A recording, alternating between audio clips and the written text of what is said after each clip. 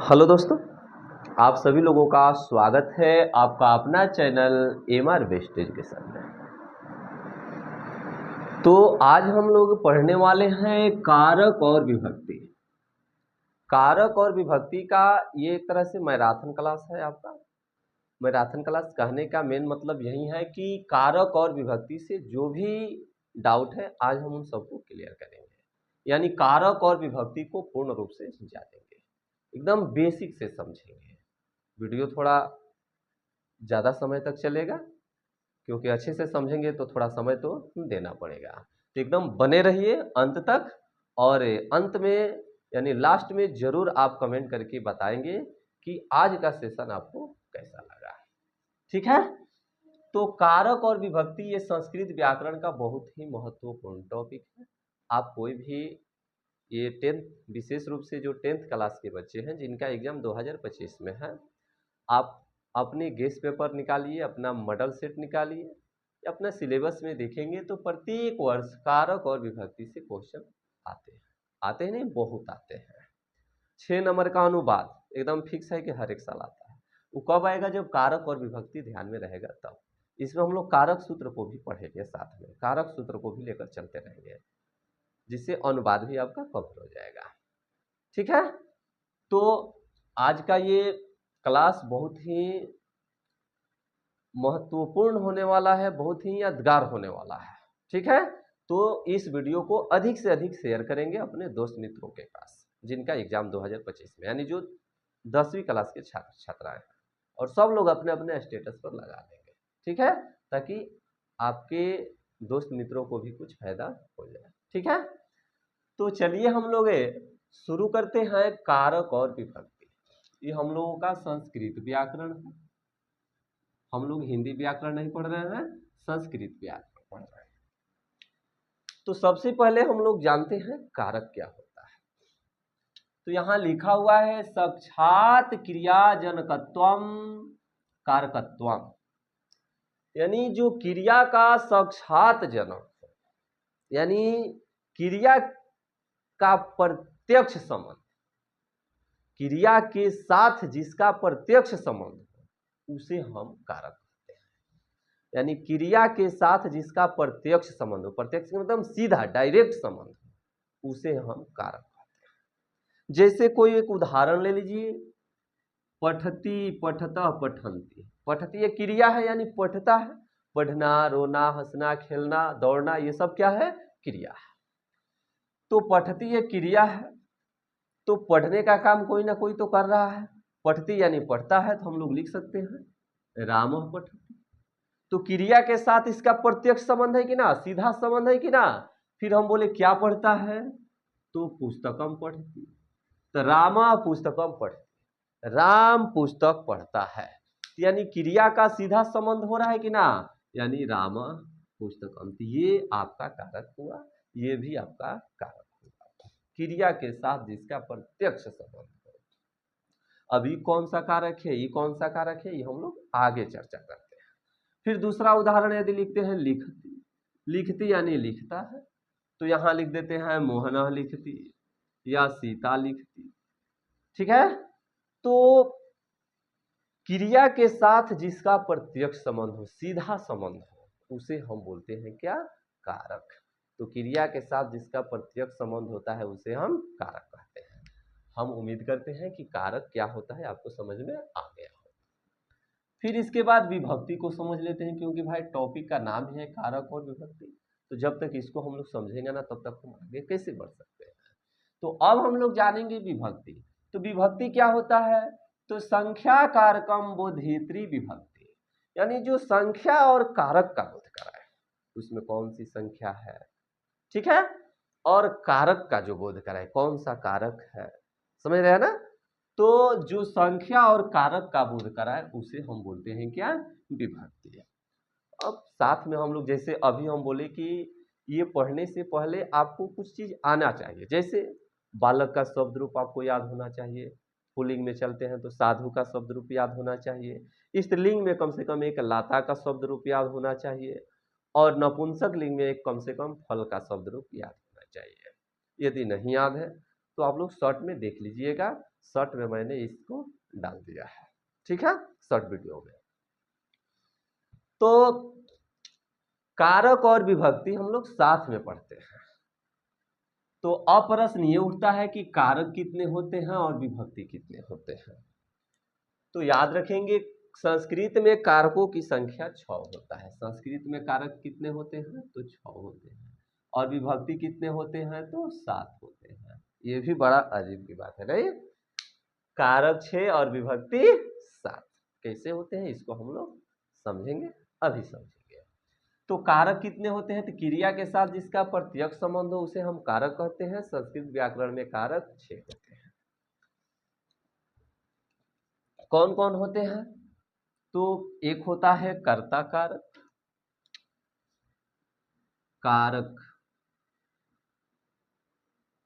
इधर हम लोग चिन्ह देख लेते हैं इसका, इधर हम विभक्ति लिख देते हैं कि साथ में कुछ हम लोग समझते चलेंगे विभक्ति को भी। तो सबसे पहला है हम लोगों का कर्ता कारक। क्या है? कर्ता कारक। तो इसका चिन्ह होता है ने, ठीक है, और इसमें विभक्ति होती है प्रथमा, ठीक है, संख्या का बोध करा रहा है। फिर इसके बाद होता है कर्म कारक, इसका चिन्ह होता है को, और इसमें विभक्ति होती है द्वितीय, ठीक है। इसके बाद तीसरा होता है करण कारक, इसका चिन्ह होता है से या के द्वारा, इसमें विभक्ति होता है तृतीय। इसके बाद ये होता है संप्रदान कारक, संप्रदान कारक, इसका चिन्ह होता है संप्रदान के या को लिए, इसमें विभक्ति होता है चतुर्थी, ठीक है। फिर इसके बाद होता है अपादान, इसका चिन्ह होता है से, ये अलगाव के रूप में होता है। बच्चे इसको जुदाई के अर्थ में याद करते हैं, नहीं, वो उससे जुदा हो गया, अलग हो गया, बिछड़ गया, तो ये आपादान, इसका इसमें होता है पंचमी विभक्ति। फिर इसके बाद होता है संबंध कारक, तो संबंध को कारक के अंतर्गत नहीं रखते हैं लेकिन विभक्ति के अंतर्गत लेके चलते हैं। इसका चिन्ह क्या होता है? का, के, की, रा, रे, री, सा से बहुत सारा होता है। इसमें होता है षष्ठी विभक्ति, ठीक है। फिर इसके बाद होता है अधिकरण में, पै, पर, ये इसका चिन्ह होता है और इसमें विभक्ति होता है सप्तमी। और एक होता है संबोधन, संबोधन हे, हो, अरे, या आजी, आहो इत्यादि, इन सब में ये सब संबोधन के अंतर्गत आता है। इसमें विभक्ति की बात करें तो इसमें प्रथमा विभक्ति होता है। देखिए अब आप बोलेंगे सर यहाँ तो लिख दिए हैं 8, 1, 2, 3, 4, 5, 6, 7, 8 और बता रहे हैं कि कारक 6 होते हैं। जी हाँ, आपने सही सुना कि कारक 6 ही होते हैं। ये इसको हम लोग संबंध को कारक के अंतर्गत नहीं रखते हैं और संबोधन को हम लोग कारक के अंतर्गत नहीं रखते हैं संस्कृत में, ठीक है। क्यों नहीं रखते हैं? क्योंकि हमारा कारक का परिभाषा कहता है कि जो क्रिया का साक्षात जनक हो, यानी जिसका क्रिया के साथ प्रत्यक्ष संबंध हो, सीधा संबंध हो, डायरेक्ट संबंध हो, उसे हम कारक बोलते हैं। लेकिन इसमें हम लोग चलेंगे तो इसका डायरेक्ट संबंध नहीं होता है क्रिया के साथ। इसको समझने के लिए यहाँ देखिए एक उदाहरण लिखा है मैंने, ये नोट वाला पर थोड़ा ध्यान देंगे। इसको यदि हम लोग समझेंगे तो स्पष्ट रूप से आपको सभी कारक उदाहरण से निकल जाएंगे। जैसे देखिए हमने लिखा हे बालक नृपस्य पुत्र राम स्वभवने कोशात स्वहस्ते याचकेभ्य धनम ददाति, यानी हे बालक, नृपस्य पुत्र यानी राजा का पुत्र राम अपने भवन में कोष से यानी खजाना से अपने हाथों से मांगने वाले को धन देता है। इससे हम इन सभी कारकों को समझ सकते हैं। जैसे इसमें से यदि हम लोग प्रश्न पूछे, प्रश्न यदि हम पूछते हैं कि कह ददाती, यदि हम प्रश्न पूछे कि कह ददाती यानी कौन देता है, कह ददाती का मतलब क्या होता है, कौन देता है, तो आपका जवाब होगा, यहां थोड़ा इसके सामने लिखते हैं, कह ददाती कौन देता है, तो भाई कौन देता है, तो राजा का पुत्र राम देता है, तो इसका उत्तर होगा कौन देता है, तो राम यानी राम देता है। तो राम क्या हुआ, राम कर्ता कारक हुआ। कौन देता है, प्रश्न पूछना है। अगर यही पूछ दे किम ददाती,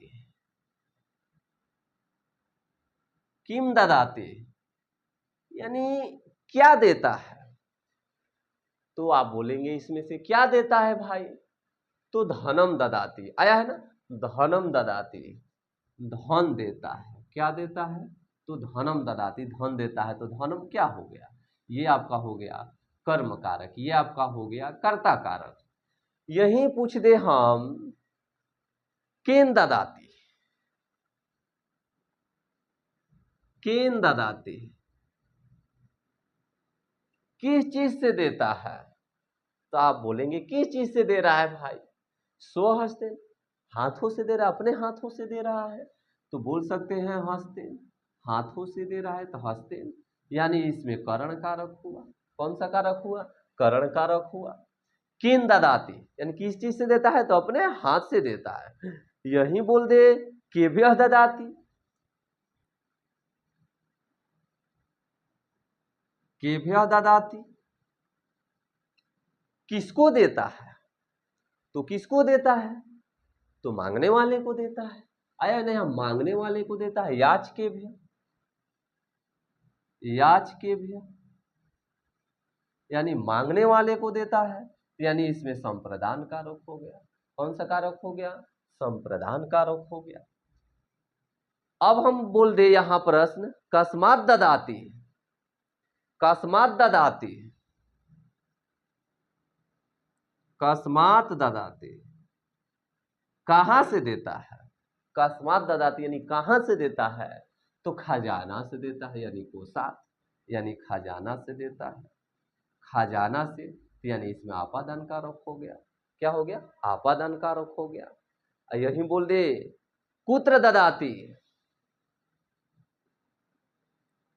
कुत्र ददाती कहां देता है, तो आया है ना स्वभवने यानी अपने भवन में, स्वभवने यानी इसमें आ गया है आपका अपने भवन में, आधार है ना अपने भवन में, तो इसमें आपका आ गया क्या, इसमें आ गया आपका अधिकरण कारक, इसमें संबंध कारक नहीं है, इसमें क्या आया अधिकरण कारक। और कुछ प्रश्न हो सकता है, कह ददाती कौन देता है, देखिए प्रश्न पूछे कौन देता है, तो राम देता है, राम देता है यानी कर्ता कारक। क्या देता है, तो धन देता है, कर्म कारक। किस चीज से देता है, तो हाथ से देता है, कारण कारक। किसको देता है, तो मांगने वाले को देता है, यानी याचकेभ्यः यानी चतुर्थी यानी संप्रदान कारक। कस्मात ददाती कहां से देता है, तो कोषात यानी अपने खजाना से देता है, आपादान कारक। कहां देता है, तो अपने भवन में देता है। अब यहां से इस तरह से हम 6 प्रश्न और उसका जवाब हुआ, प्रश्न किया गया और उसका जवाब दिया गया। यहाँ से कुछ प्रश्न भी आपको मिल गया, कह माने कौन, किम माने क्या, किन माने किन चीज से, केभ्यः माने किसको, कस्मात माने कहाँ से, कुत्र माने कहाँ, अत्र माने यहाँ, तत्र माने वहाँ, समझ रहे हैं ना। तो कुछ प्रश्नवाचक चिन्ह भी आपको याद हो जाएगा, हो जाना भी चाहिए, ठीक है। हर हाल में आप लोग इसको याद रखेंगे। अब आप यहाँ देखेंगे कि ये ना तो हे बालक का प्रयोग हो रहा है कहीं, अना ही निरुपस्य का, यानी हे बालक ये संबोधन का चीज है। हम बोल दे कि हे बालक अहम विद्यालयम पठामि, हे बालक मैं विद्यालय जा रहा, या हे माता अहम विद्यालयम पठामि हे माता मैं विद्यालय पढ़ने जा रहा हूँ। तो क्या इसमें हे माता का कोई क्रिया के साथ प्रत्यक्ष संबंध है? नहीं, यह एक संबोधन है जो केवल पुकारने में इसका प्रयोग किया जाता है। और संबंध निरीपस्य का भी कहीं प्रयोग नहीं हुआ, षष्ठी विभक्ति का इसका भी कहीं प्रयोग नहीं हुआ। प्रत्यक्ष संबंध नहीं है क्योंकि राजा और पुत्र के बीच संबंध, डायरेक्ट क्रिया के साथ इसका संबंध नहीं है। ये दो वस्तुओं या दो व्यक्तियों के बीच संबंध को बताता है। इसलिए संबंध को और संबोधन को हम लोग एक कारक के अंतर्गत नहीं रखते हैं। इसीलिए बोला जाता है कि संस्कृत व्याकरण में कारक कितने होते हैं? तो संस्कृत व्याकरण में कारक 6 होते हैं। पढ़ना सब है, ठीक है, व्यवहार में हम सबको पढ़ते हैं क्योंकि विभक्ति तो साथ होता है ना, और ये संबोधन में तो प्रथमा विभक्ति हो जाता है। तो इस तरह से विभक्ति के लिए तो हम लोग को पढ़ना पड़ेगा। तो आप लोग याद रखेंगे ऐसे ही, कर्ता ने कर्म को करण से संप्रदान के को लिए अपादान से संबंध काके की अधिकरण में पर संबोधन है वो।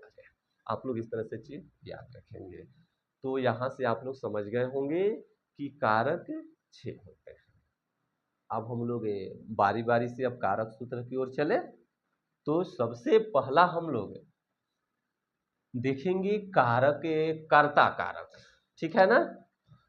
इसको आप लोग याद रखेंगे, बालक शब्द रूप आपको याद है ना, हर हाल में बालक शब्द रूप याद होना चाहिए क्योंकि कारक सूत्र पढ़ेंगे तो उसमें कुछ अनुवाद बनेगा। अनुवाद बनेगा तो शब्द रूप का बार बार प्रयोग होता रहेगा, पंचमी विभक्ति, द्वितीय विभक्ति, तृतीय विभक्ति।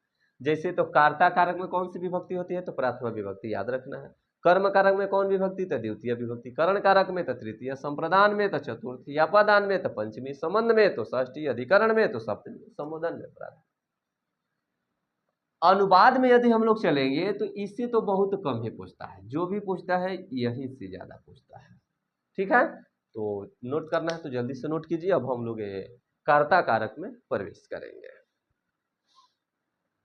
चलिए ठीक है, अब हम लोग चलते हैं कर्ता कारक। इससे तो जल्दी मिटिए नहीं रहता है। जिंदगी से जंग जीत लेंगे।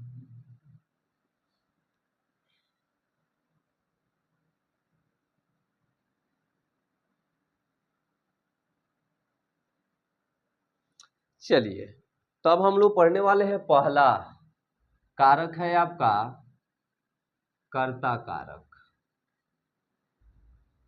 इसको हम लोग कर्तरी प्रथमा बोलेंगे। आप लोग ज्यादा इस संस्कृत पर नहीं ध्यान देंगे, ये सब नहीं आता है, बस अर्थ समझिएगा अच्छे से, ठीक है। कर्ता कारक, तो कर्ता कारक में यदि हम लोग चलेंगे तो इसका चिन्ह क्या होता है? ने। परिभाषा यदि हम लोग चलते हैं तो बोलेंगे क्रिया करने वाले को कर्ता कारक कहते हैं। क्रिया करने वाले को, क्रिया करने वाले को क्या कहते हैं? कर्ता कारक कहते हैं।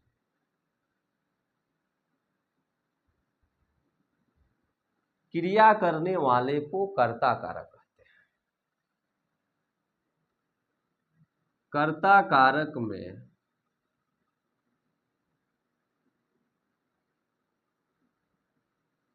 प्रथमा विभक्ति लगती है या प्रथमा विभक्ति होती है। तो क्रिया करने वाले को कर्ता कारक कहते हैं। सिर्फ क्रिया करने वाला, जैसे यहां नहीं कौन देता, अभी उदाहरण से हम लोग देखे थे, जैसे लिख देते हैं रामा पठती, सामान्य तौर पर राम पढ़ता है, मोहना धावती, मोहन दौड़ता है, तनी पढ़ता है, कौन पढ़ता है? तो राम पढ़ता है। तो क्रिया कर रहा है कौन? तो राम। तो क्रिया करने वाले को हम क्या बोलेंगे? कर्ता कारक। धावती यानी दौड़ता है, कौन दौड़ता है? तो मोहना दौड़ता है, मोहना धावती, मोहन दौड़ता है। तो क्रिया करने, दौड़ने का काम कौन कर रहा है? तो मोहन। पढ़ने का काम कौन कर रहा है? तो राम। तो यहाँ राम और मोहन क्या है? कर्ता कारक है। क्या है? कर्ता कारक है। यदि यहां हम लिख दे रामा पुस्तकम पठति। राम पुस्तक पढ़ता है, तो केवल प्रश्न में कौन पढ़ता है, पढ़ती क्रिया, क्रिया करने वाले को, इसमें कर्ता कारक हम लोगों को ढूंढना है। तो पढ़ती यानी पढ़ता है, कौन पढ़ता है, तो राम पढ़ता है। क्रिया कौन कर रहा है, पढ़ने का काम कौन कर रहा है, राम। तो राम आपका क्या हो गया, कर्ता कारक हो गया, ठीक है ना। दौड़ने का काम कौन कर रहा है, तो मोहना, तो ये हमारा हुआ कर्ता कारक। पढ़ती क्रिया है और राम कर्ता कारक है। पढ़ती क्रिया करने वाले को हम क्या कहते हैं, कर्ता कारक। समझ में आ गया। इसी पर इस तरह से अनुवाद आता है। मोहन घर जाता है, मोहन घर जाता है, तो आप बनाएंगे ही ना, मोहन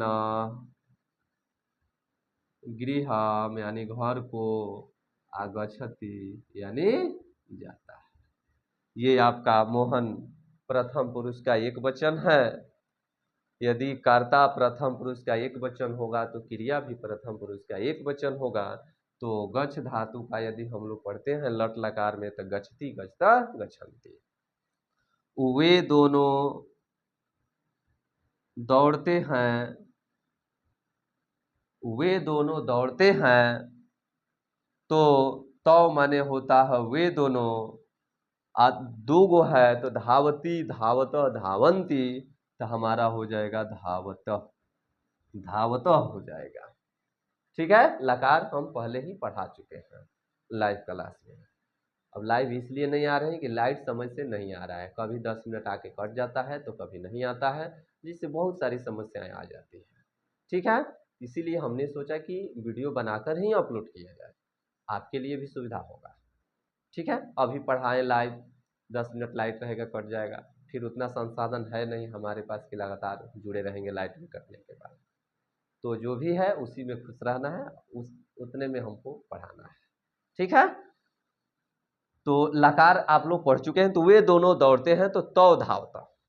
ठीक है। इस चीज को ध्यान में, वह दौड़ता है, तो वह दौड़ता है, तो सह धावते, सह धावते। वे दोनों दौड़ते हैं तो तौ धावता। तुम दौड़ते हो तो त्वम धावसे। ठीक है। तो ये था आपका कर्ता कारक। इसको कर्तरी प्राथमा भी बोलते हैं, कर्तरी प्राथमा। संस्कृत में चलेंगे कारक सूत्र में, तो कर्तरी प्राथमा यानी क्रिया करने वाले को कर्ता कारक कहते हैं, और कर्ता कारक में प्रथमा विभक्ति लगता है। ठीक है। तो प्रथमा विभक्ति वही है, बालका बालको बालका, या तो बालक या बालको या बालका। बालका हो गया तो प्रथमा एक वचन, बालका हो गया तो प्रथमा द्विवचन, अब बालका हो गया तो प्रथमा बहुवचन। चलिए आगे हम लोग बढ़ते हैं। इसके बाद इसी में आता है संबोधन ए। प्रथमा विभक्ति संबोधन में भी होता है, संबोधन हे हो अरे है उसमें भी प्रथमा विभक्ति होता है। जैसे संबोधने प्रथमा, संबोधने प्रथमा, हम लोग सब साथ में ही कवर करते रहेंगे ताकि फिर आगे दिक्कत ना हो, फिर आगे से फिर वीडियो ना बनाना पड़े। तो संबोधने प्रथमा यानी संबोधन में भी प्रथमा विभक्ति होता है। जैसे बोल दे हे माता, हे माता मैं विद्यालय जा रहा हूं, विद्यालय जा रहा हूं। तो संबोधन का मतलब किसी को पुकारा जाता है, संबोधन दिया जाता है, इसी को ना संबोधन कारक कहते हैं। तो हे माता मैं विद्यालय जा रहा हूं, तो लिखेंगे हे माता अहम विद्यालयम। अहम के साथ उत्तम पुरुष का एक वचन, जब कर्ता उत्तम पुरुष का एक वचन है तो क्रिया भी उत्तम पुरुष का एक वचन होगा। तो इसमें क्रिया क्या है, जाना, तो गच्छ माने जाना, तो गच्छति गच्छता गच्छन्ति, गच्छसि गच्छतः गच्छत, गच्छामि गच्छावः गच्छामः। तो उत्तम पुरुष एक वचन था गच्छामि, तो यहाँ हम लोग लिख देंगे गच्छामि। हे माता अहम विद्यालयम गच्छामि। बताइए तो हे माता का क्रिया से कोई लेना देना है, ये केवल पुकारने के लिए। ठीक है। ये केवल पुकारने के लिए इसका प्रयोग किया जाता है। तो अहम विद्यालयम गच्छामि है तो ये प्रथम विभक्ति, इसीलिए तो बोला गया है संबोधन में भी प्रथमा विभक्ति होता है। हे माता अहम विद्यालयम गच्छामि, हे माता मैं विद्यालय जा रहा हूं। और इसमें आप लोग ये देखेंगे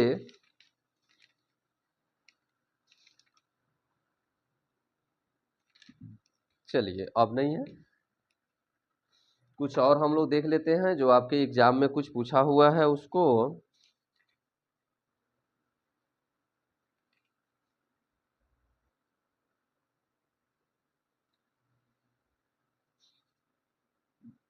ठीक, तो अब कुछ नहीं है। चलिए, तो ये आपका हो गया। अब हम लोग चलते हैं, ये कर्ता कारक हो गया, ये तो एकदम सिंपल हो गया, सिंपल एकदम साधारण ये अनुवाद रहता है। वह जाता है, वे दोनों जाते हैं, वे घर जाते हैं, वो विद्यालय जाते हैं, तुम दोनों यहाँ रहते हो, तुम दोनों वहां पढ़ते हो। एकदम सिंपल सिंपल चीज इसमें रहता है। अब असली शुरुआत होता है आपके कारक सूत्र का कर्म कारक से। कर्म कारक से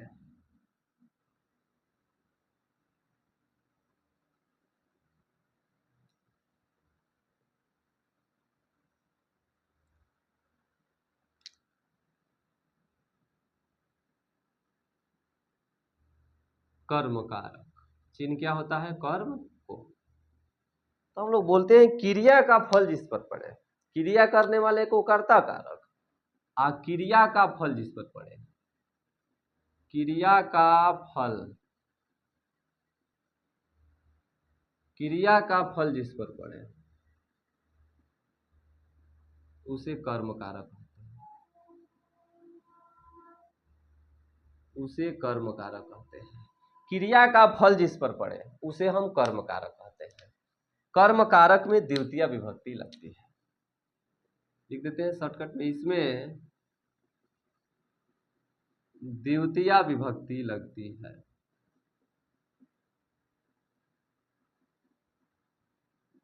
इंक भी डालना पड़ेगा। जैसे देखिए, अभी यहां हम लिखे थे कर्ता कारक को समझाए, रामा पुस्तकम पढ़ती, तो पढ़ता है, क्रिया करने वाला कौन है? तो राम।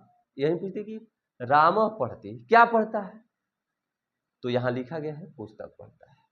संभावना तो बहुत सारी चीज है, बहुत सारा। अगर इसको हटा दिया जाए तो रामा पढ़ती, राम पढ़ता है, क्या पढ़ता है? किताब पढ़ता है, चुटकिला पढ़ता है, पत्र पढ़ता है, आखिर क्या पढ़ता है? तो यहां यदि हम लिख दें पुस्तकम पढ़ती,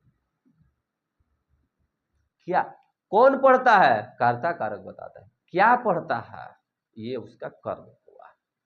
तो क्रिया का फल जिस पर पड़े उसे हम बोलेंगे कर्म कारक। तो पढ़ती क्रिया है, इसका कर्ता राम है, और कर्म इसका पुस्तक है। तो ये आपका कर्ता कारक है, इसमें आपका कर्म कारक है। ठीक है, ये तो आपका क्रिया है। तो क्रिया का फल जिस पर पड़े उसे हम बोलेंगे कर्म कारक। जैसे बालकम, बालकः दुग्धम पीबती, बालक दूध पीता है। बालक माने एक लड़का भी बोल सकते हैं, एक लड़का दूध पीता है, या समझिए बालक दूध पीता है। ठीक है, बालक दूध पीता है। तो बताइए, एक मिनट रुकिए थोड़ा, तो चलिए बताइए। तो जैसे यहां लिख दिए बालका दुग्धम पीबती, बालक दूध पीता है। यदि केवल लिख दे कि बालक पीबती, यानी बालक पीता है, क्या पीता है? दूध पीता है, पानी पीता है, शराब पीता है, गांजा पीता है, बहुत सारी चीजें। लेकिन सबसे ज्यादा आकर्षित, ईप्सित, तो यहाँ ईप्सित क्या है? दुग्ध। सबसे ज्यादा जो इस पर दिया जा रहा है। ये अगर पता चल जाए कि बालक पीता है, क्या पीता है, अगर पता चल जाए तो वो उसका कर्म कारक हुआ। तो बालक दुग्धम पीबती, तो दुग्धम क्या हो गया? आपका कर्म कारक हो गया। इसमें द्वितीय विभक्ति लगा है ना। हाँ, सब बालक के शब्द रूप थोड़ा याद रखेंगे ना तो सब आपको समझ में आ जाएगा। जैसे यहां हम लिख ही देते हैं, इसको थोड़ा समझने के लिए हम लोग लिख देते हैं, बालक का शब्द रूप लेकर चलेंगे तो बालक, बालक, बालका, बालकम, बालक, बालका, बालकेन, बालकाभ्याम, बालकय, बालकाय, बालकाभ्याम, बालकेभ्य। ठीक है। बालकस्य, बालकस्य, बालकाभ्याम, एक मिनट, बालकाय के बाद बालकात होता है, बालकात, बालकाभ्याम, बालकेभ्य, बालकस्य, बालकयोः, बालकानां, बालके, यही होता है, बालकयोः, बालकेषु। ये तो संबोधन है, हे बालक, हे बालक, हे बालका। ये आपका एक वचन, द्विवचन, बहुवचन। ये आपका प्रथमा विभक्ति, ये आपका द्वितीया विभक्ति, ये आपका तृतीया, ये आपका चतुर्थी, ये आपका पंचमी, ये आपका षष्ठी, ये आपका सप्तमी है। ये तो आपका हो गया संबोधन ना, ये आपका विभक्ति वाला रूप है।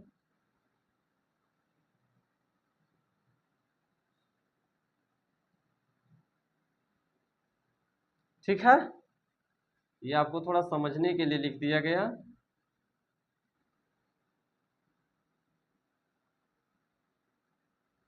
चलिए, तो बालक दुग्धम पिबती, तो दुग्धम में देखिए द्वितीय विभक्ति लगा है कि नहीं, बालकम, बालकम, तो दुग्धम ऐसे लिखिए या दुग्धम ऐसे भी, या ऊपर जो बिंदु देख रहे हैं ना, बालकम, इस तरह से भी हम लोग लिख सकते हैं। ठीक है। चलिए, तो ये आपका हो गया द्वितीय विभक्ति। तो कर्म कारक में द्वितीय विभक्ति, कर्मणी द्वितीय बोलते हैं इसको, कर्म कारक में द्वितीय विभक्ति। मोहन घर जाता है, तो मोहना गृहम गच्छति। बताओ तो, जाता है, कौन जाता है, तो मोहन जाता है। कहाँ जाता है, तो घर जाता है। तो कहाँ जाता है, तो घर जाता है। ठीक है ना। तो याद रखना है, तो गृहम में आपका है लगा है कि ना दूसरा विभक्ति। घर तो नपुंसकलिंग है, तो नपुंसक फलम फले फलाने, फलम फले फलाने। उसी तरह से बालकम द्वितीय विभक्ति समझ सकते हैं। कुछ ऐसी चीजें होती हैं बालक के रूप पर भी समझाया जा सकता है, लेकिन वास्तव में तो घर में द्वितीय विभक्ति लगा है, लेकिन ये तो नपुंसकलिंग होता है, उसके आधार पर चलेगा इसका रूप। ये तो पुल्लिंग है, पुल्लिंग वाला जितना होगा बालक के रूप पर हम लोग लेकर चलेंगे। चलिए, तो ये हम लोग का हो गया मुख्य रूप से कर्म कारक के कुछ सूत्र। अब हम लोग देख लेते हैं कर्म कारक के सूत्र। तो कर्म कारक का सबसे महत्वपूर्ण सूत्र यानी द्वितीय विभक्ति में आता है, तो एक सूत्र है अभितः, परितः, उभयतः, सर्वतः, योगे द्वितीय। देखिए, अभितः का मतलब होता है दोनों ओर। अभितः का मतलब क्या होता है, दोनों ओर। परितः का मतलब होता है चारों ओर। परितः का मतलब क्या होता है, चारों ओर। उभयतः का मतलब क्या होता है, तो दोनों ओर। सर्वतः का मतलब क्या होता है, चारों ओर या सभी ओर। सभी ओर कहो या चारों ओर, वही हुआ। इन सब के योग में द्वितीय विभक्ति होती है। जैसे अनुवाद, चलिए ध्यान से आप समझिएगा, अनुवाद यहीं से शुरू होता है आपका मेन एग्जाम के दृष्टिकोण से। जो एग्जाम में पूछता है इन्हीं सब नियमों पर आधारित पूछता है, एकदम सीधा साधा नहीं पूछता है। तो ये दे दे कि विद्यालय के चारों ओर वृक्ष है, इसका अनुवाद बनाइए। तो आपको ध्यान में रहना चाहिए कि जहां चारों ओर कहे, दोनों ओर कहे, सभी ओर कहे, तो इसमें द्वितीय विभक्ति का प्रयोग होता है। कहाँ? तो देखिए, विद्यालय के चारों ओर, तो विद्यालय के जिसके दोनों ओर चारों ओर रहेगा उसमें द्वितीय विभक्ति। तो विद्यालय में द्वितीय विभक्ति चलेंगे तो द्वितीय में क्या होता है? बालकम। तो विद्यालय एक वचन में आता है, तो विद्यालयम, विद्यालयम चारों ओर, तो परितः लिखिए या सर्वतः लिखिए। तो विद्यालयम परितः वृक्ष हैं, तो एगो वृक्ष तो होगा नहीं, बहुत सारे वृक्ष होंगे। तो वृक्षा, वृक्षो, वृक्षा, तो वृक्षा, तो बहुत सारे हैं तो बहुवचन में। तो अस्ति, अस्तः, संति। अस्ति माने एगो के लिए अस्ति, दोगो के लिए अस्त, और बहुवचन के लिए, दो से अधिक के लिए संति। तो परितः वृक्षा संति, यानी विद्यालय के चारों ओर वृक्ष है। बन गया आपका अनुवाद, विद्यालय के चारों ओर वृक्ष है तो विद्यालयम परितः वृक्षा संति। यही लिख दे विद्यालय के दोनों ओर बगीचा है। तो विद्यालय के दोनों ओर बगीचा है, ये तो चारों ओर था, ये दोनों ओर। तो विद्यालयम दोनों ओर के क्या लिखेंगे? अभितः लिखिए या उभयतः लिखिए। अभितः बगीचा, उद्यानम संति। ठीक है, तो इस तरह से हम लोग अभितः, परितः, उभयतः, सर्वतः योगः का प्रयोग करते हैं। और इस पर हम लोग अनुवाद देख लेते हैं थोड़ा।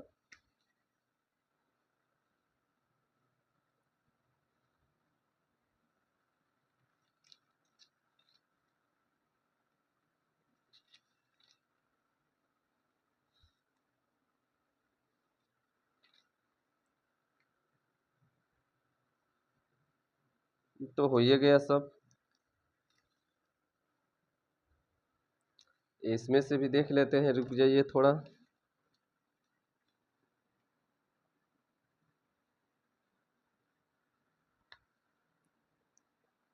हाँ, विद्यालय के सब ओर रास्ते हैं।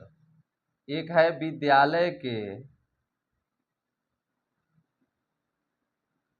सभी ओर या सब ओर, सभी ओर रास्ते हैं, रास्ते हैं। जल्दी से बताइए तो क्या होगा? विद्यालय के सभी ओर रास्ते हैं,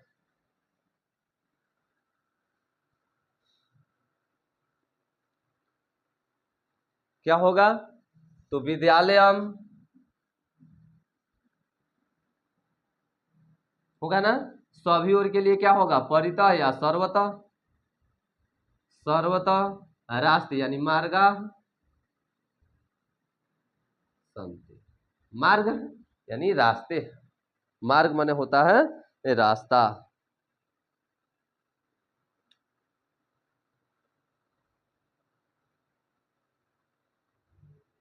रास्ते के दोनों ओर वृक्ष हैं, रास्ते के दोनों ओर वृक्ष हैं। अनुवाद को नोट करते रहिएगा आप लोग अपने कॉपी में, और नहीं तो स्क्रीनशॉट जरूर लेते रहिएगा। रास्ते के दोनों ओर वृक्ष हैं, रास्ते के दोनों ओर वृक्ष हैं। तो रास्ते के दोनों ओर वृक्ष हैं, तो मार्गम अभितः, अभितः माने दोनों ओर क्या है? वृक्ष हैं, तो वृक्षा संति। मार्गम अभितः वृक्षा संति, यानी रास्ते के दोनों ओर क्या है? तो वृक्ष। ठीक है, जल्दी से नोट कीजिए, तब तक हम अगला सूत्र लिखते हैं। ठीक है, तो देखिए अगला सूत्र है द्वितीय विभक्ति में चलेंगे तो क्रिया विशेषण द्वितीय। यानी अविता परिता उभयता सर्वता के बाद चलें, तो ये भी आपका इंपॉर्टेंट सूत्र है। इस पर भी एक आध प्रश्न अनुवाद रहते हैं। क्रिया विशेषण द्वितीय, क्रिया विशेषण द्वितीय क्या कहता है कि जिस वाक्य में क्रिया की विशेषता बतलाई जाए, जिस वाक्य में क्रिया की विशेषता बतलाई जाए उसमें रहता है द्वितीय विभक्ति। जैसे जैसे उदाहरण है, वह धीरे धीरे बोलता है, वह धीरे धीरे बोलता है, वह धीरे धीरे बोलता है, तो क्या लिखेंगे? सह धीरे धीरे, मंद मंदम मंदम, मंदम मंदम बोलती, वह धीरे धीरे बोलता है। सह मंदम मंदम बोलती, या बदती लिख सकते हैं, बदती माने बोलता है, बदती। हवा धीरे धीरे बहती है, या चलती है, तो वायु मंदम मंदम चलती, वायु मंदम मंदम बहती। ठीक है, तो इस तरह से क्रिया विशेषण, यानी जिस वाक्य में क्रिया की यदि विशेषता बतलाई जाए तो उसमें भी हम लोग द्वितीय विभक्ति का प्रयोग करते हैं।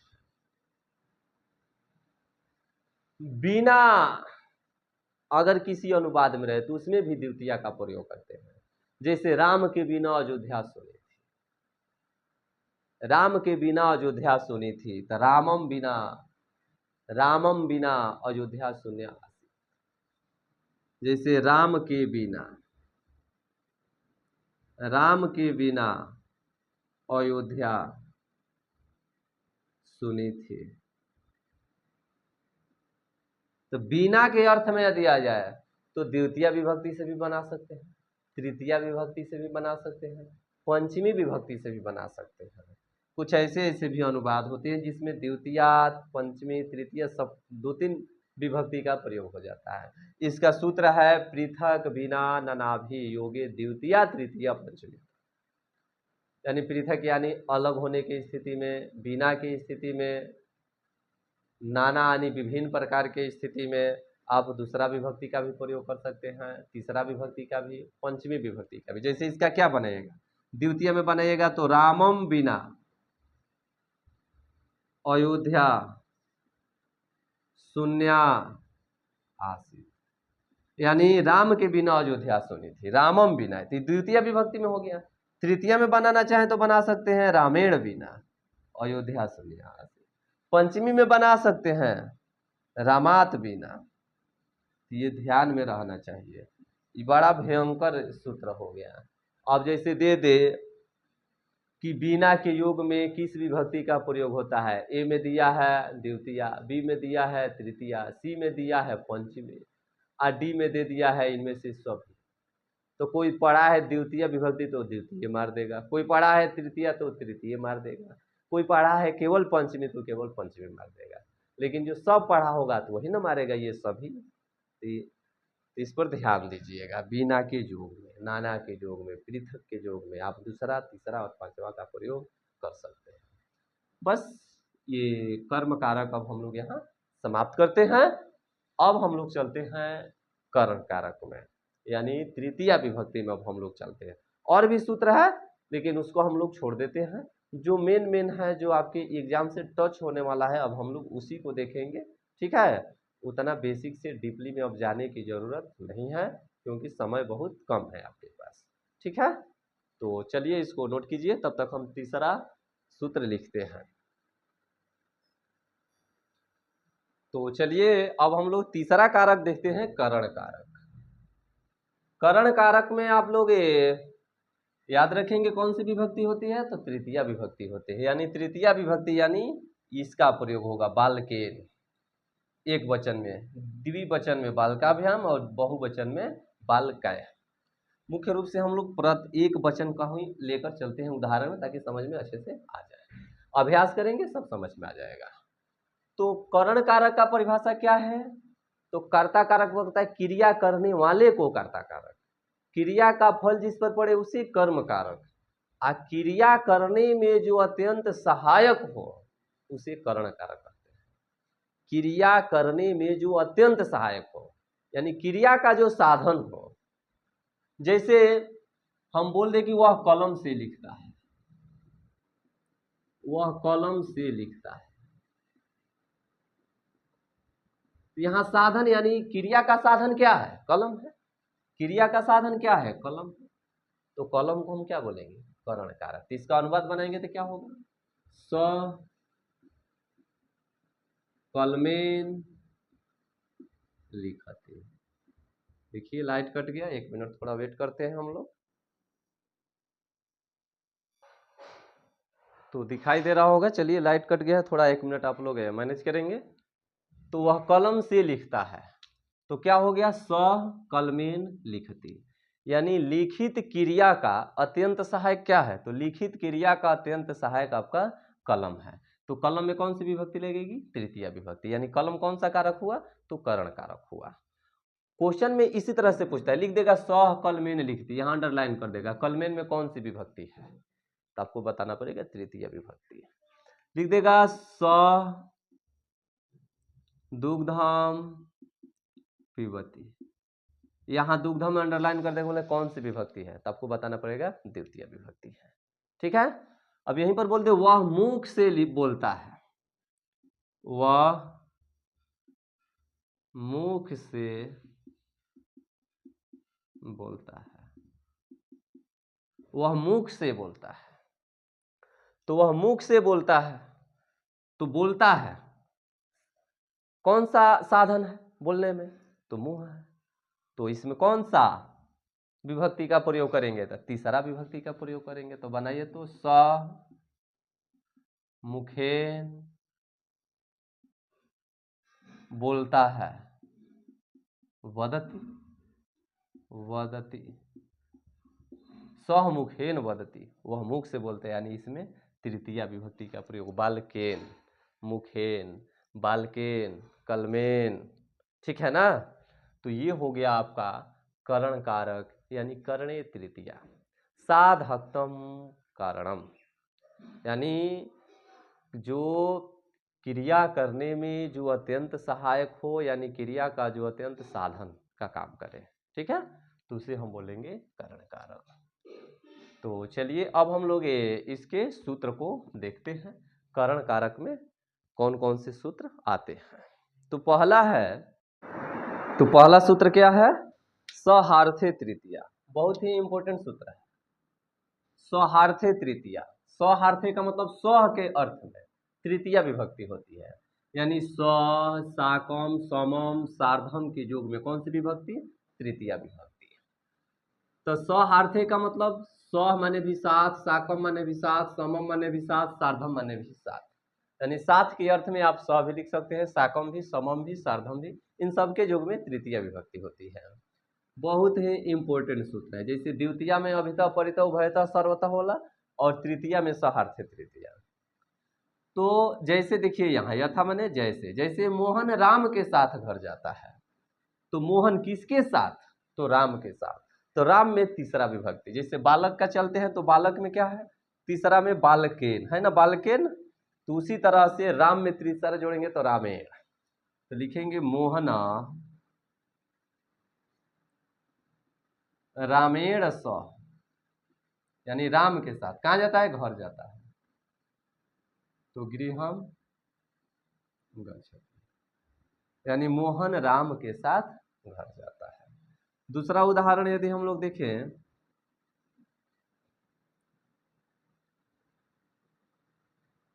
राम के साथ सीता बन गई, यानी राम के साथ सीता बन गई। तो राम के साथ, ये देखिए मोहन राम के साथ, राम के साथ, यहां शुरू में राम के साथ, सीता तो बन गई किसके साथ? तो राम के साथ। तो सीता में लगाइएगा कि राम में लगाइएगा? राम में लगाएंगे।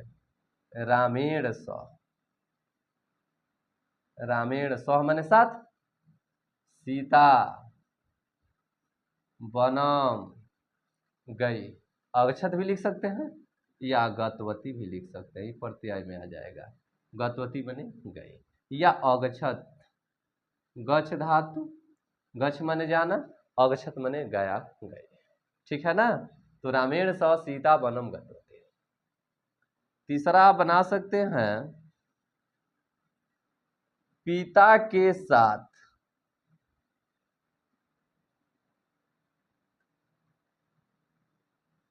पिता पितरम पितरम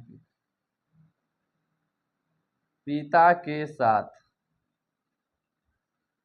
पुत्र, या पुत्र के साथ, यही ठीक है, पिता के साथ पुत्र बाजार जाता है।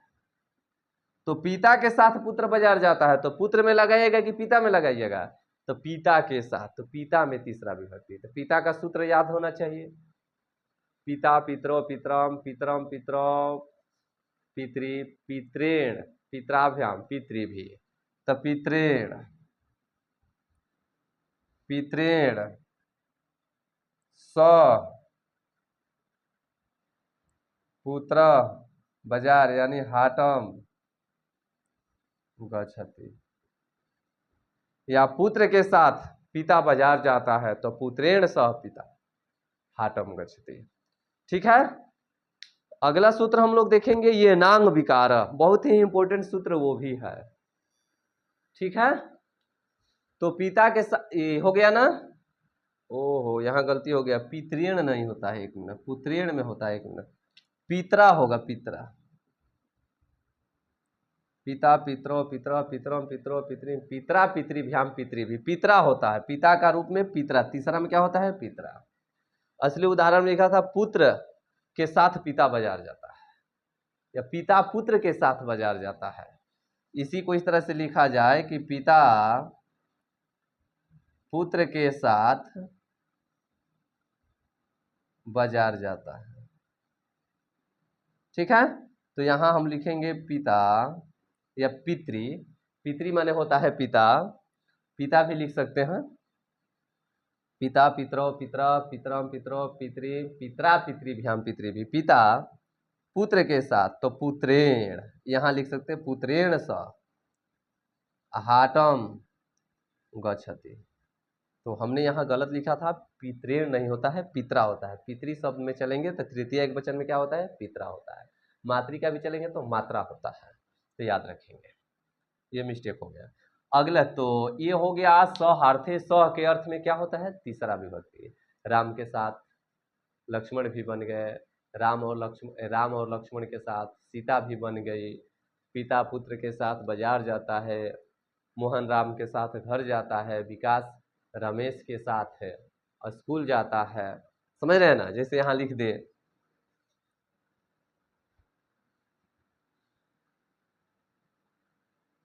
थोड़ा बहुत गलती हो जाता है, ठीक है ना, सबसे गलती हो जाता है, जैसे लिख दे मोहन सोहन के साथ विद्यालय जाता है, विद्यालय जाता है, इस तरह का नियम पर रहता है अनुवाद, भले ही ना रहे लेकिन इस तरह के रूप में रहते हैं।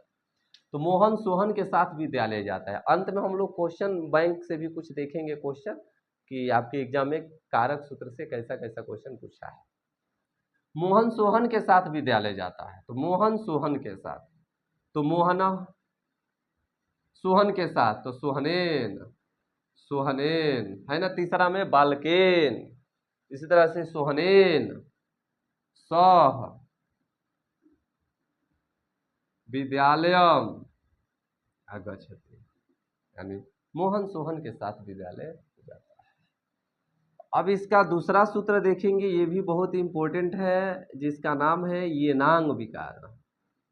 क्या ये नांग विकार, हम लोग ये महत्वपूर्ण सूत्रों को ही देखेंगे जिससे कि अनुवाद हम लोग बना सके, अनुवाद छूटे ना एग्जाम में आए। तो ये नांग विकार, इसमें भी हम लोग तृतीया विभक्ति का प्रयोग करेंगे। ये नांग विकार का मतलब होता है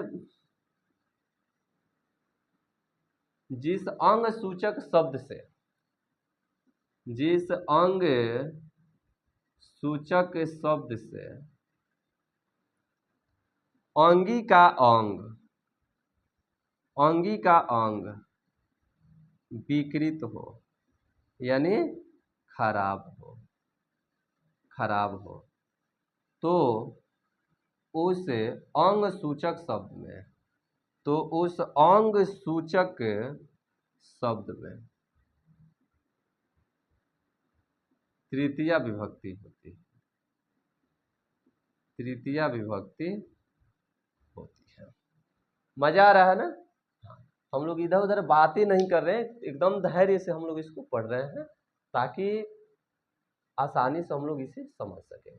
एकदम इसी पर फोकस करना है, जो पढ़ना है एकदम 10 मिनट पढ़िए तो 10 मिनट एकदम फोकस करके पढ़िए, इधर उधर की बातों पर ध्यान मत दीजिए।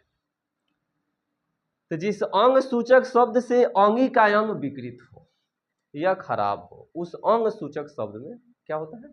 तृतीया विभक्ति होती है। जैसे मोहन कान से बहरा है, मोहन कान से क्या है? बहरा है। तो कान से अंगी कौन हुआ? मोहन। इसका कौन सा अंग विकृत है? तो कान विकृत है, तो उसी कान में तृतीय विभक्ति लगाइएगा। तो क्या बनाइएगा? मोहन कर्णेन, तीसरा बालकेन कर्णेन, मोहन कर्णेन बधिरा अस्ति, मोहन कर्णेन बधिरा अस्ति, मोहन कान से बहरा है। दिखाई दे रहा है ना? एक मिनट थोड़ा सा देख लेते हैं। चलिए ठीक है। मोहन कान से बहरा है, यही लिख दे कि वह पैर से लंगड़ा है, वह पैर से लंगड़ा है, वह पैर से लंगड़ा है। तो क्या? सह, सह माने होता है वह, पैर से, तो पैर अंग सूचक शब्द, कौन सा अंग खराब है? तो पैर। तो पैर में तीसरा विभक्ति, तो पाद माने होता है पैर, तो पादेन, सह पादेन खंजह, खंजह माने लंगड़ा, सह पादेन खंजह अस्ति, सह पादेन खंजह अस्ति, वह पैर से लंगड़ा है। चलिए आगे देखते हैं। मंथरा पीठ से कुबड़ी थी, सुने हैं मंथरा का नाम? इस तरह से चलती थी रामायण में। मंथरा पीठ से कुबड़ी थी, तो पीठ से कुबड़ी थी, तो लिखेंगे मंथरा जस का तस पृष्ठेन यानी पीठ से, कुबड़ी थी यानी कुब्जा आसित। ठीक है, तो इस पर उदाहरण हो गया बहुत सारा, अब इस पर रहने देना। ये नांग विकार,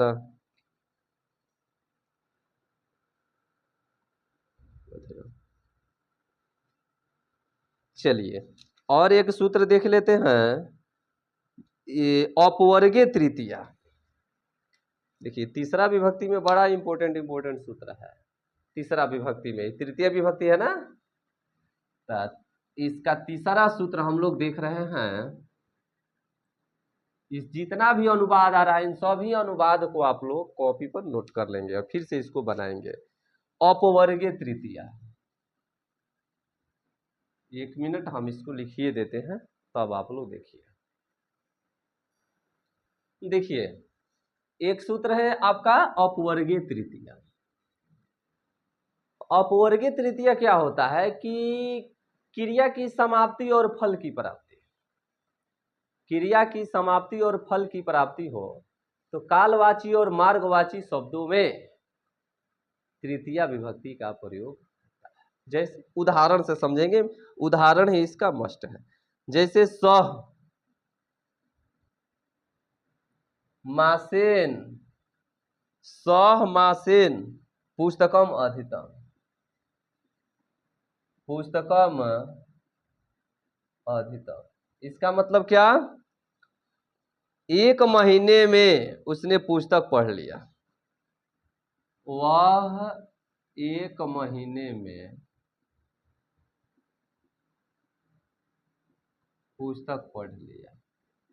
तो क्या देख रहे हैं, क्रिया की समाप्ति भी हो गई और फल की प्राप्ति भी होगी। क्या क्रिया की समाप्ति किया, 1 महीने में। 1 महीने में क्या कर लिया, तो पुस्तक पढ़ लिया। तो क्रिया की समाप्ति और फल की प्राप्ति। तो इसमें महीने भर में तो मासेन लगा है कि नहीं लगा है इसमें। तो यही लिखा है कि फल की समाप्ति मार्ग वा से अत्यंत संयोग होने पर तृतीया विभक्ति होती है। सह मासेन 1 महीने में पुस्तक पढ़ लिया। ठीक है, वही है, क्रिया की समाप्ति हो गई और फल की प्राप्ति हो गई।